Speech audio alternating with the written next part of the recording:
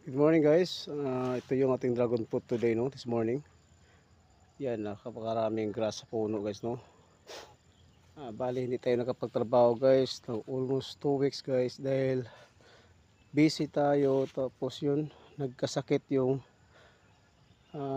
kasama kong mag-maintain dito sa dragon fruit Kaya mula kahapon guys, nag-start tayo ng trabaho. So yan lininis natin to yung ilalim. Yan. Mula doon. Tapos makikita nyo guys, maraming mga nakaputol ng mga sanga ng mga dragon fruit So ang ginawa natin guys is nagpo-pruning tayo. Yan.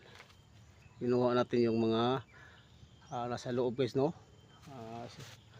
tulad dito guys, yan. Napaka-crowd din humihigop sila ng mga fertilizer guys, tapos hindi na sila mamumunga.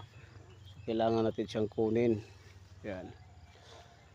So this morning guys, ang gaganawa ko is nagpo-pruning, tapos lininis ko yung ilalim.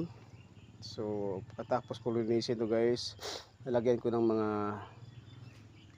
fertilizer made of popo ng manok. Yan nandun guys, yung nakikita nyo sa malayo. Tapos na namin nalagyan yan guys. Yan. Kaso lang yung nagkasakit kami, yung kasama ko, hindi pa siya okay. So ngayon guys, ako muna yung mag-isa nagtatrabaho.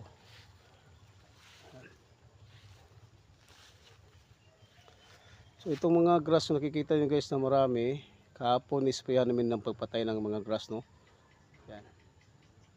After 3 days guys, malanta na to. Yan.